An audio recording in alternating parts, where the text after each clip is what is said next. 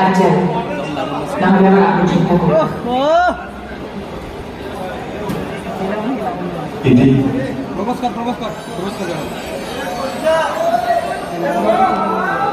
আমি কোনো রাজপুত্র নই, আমার কোনো পক্ষে রাজকরাও নেই,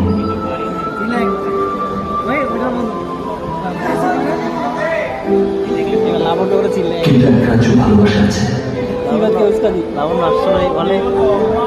এর আগে আসছিল দুজনে